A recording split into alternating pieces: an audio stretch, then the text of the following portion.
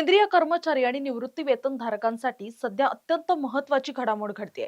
8व्या वेतन आयोगाच्या अंमलबजावणी संदर्भात कर्मचारी संघटना आणि वेतन आयोगाच्या सदस्यांमध्ये जोरदार विचारमंथन सुरू आहे। कर्मचाऱ्यांचा पगार, पेन्शन आणि भत्त्यांमध्ये मोठे बदल घडवून आणण्यासाठी विविध संघटनांनी आयोगाकडे आपले सविस्तर प्रस्ताव सादर केलेत। यात सर्वात जास्त चर्चा रंगली आहे ती म्हणजे गॅरंटेड पेन्शनची। चला तर मग सोप्या भाषेत समजून घेऊया की नेमका काय प्रस्ताव आहे आणि कर्मचाऱ्यांच्या मुख्य मागण्या कोणत्या आहेत।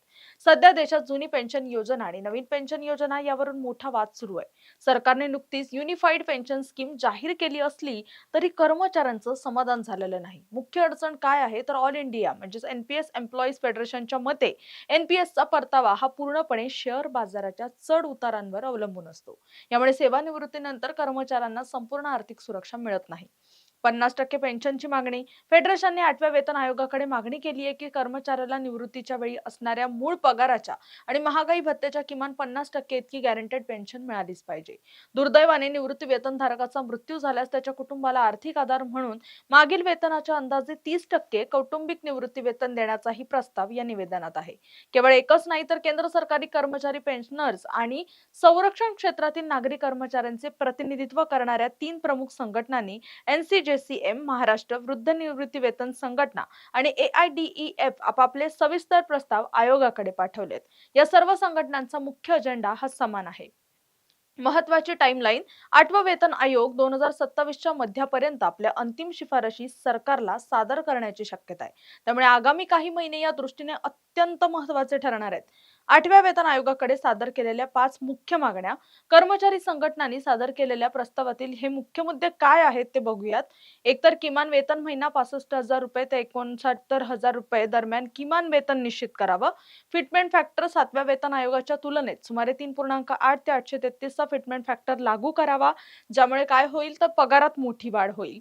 वार्षिक वेतन वाढ दरवर्षी होणारी वेतन वाढ उच्च पातळीवर म्हणजेच किमान 5 ते 6% असावी। पदोन्नती प्रणाली कर्मचाऱ्यांचे मनोधैर्य आणि कामगिरी सुधारण्यासाठी वेतन स्तर आणि पदोन्नतीची प्रक्रिया सोपी आणि सुटसुटीत करावी।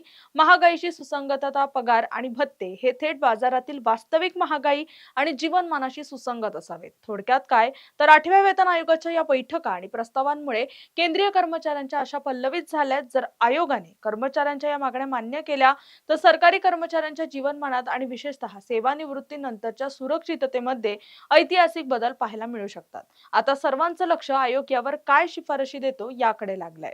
तुर्तास या व्हिडिओत इथेच थांबूया। तोपर्यंत पाहत राहा टॉप न्यूज मराठी, आपला महाराष्ट्र, आपली बातमी। तुमची car, electric panel, data server आगीपासून सुरक्षित आहे का? नाही? मग आजच बसवा F protect temperature activated fire suppression device. यामध्ये आहे eco friendly non toxic pressurised liquid, जे आग लागल्यास क्षणार्धात ऍक्टिव्हेट होऊन आगीवरती मिळवते नियंत्रण। बसवण्यास अतिशय सोपे आणि सुटसुटीत टेकालिपचे एक दर्जेदार उत्पादन एफ प्रोटेक्ट।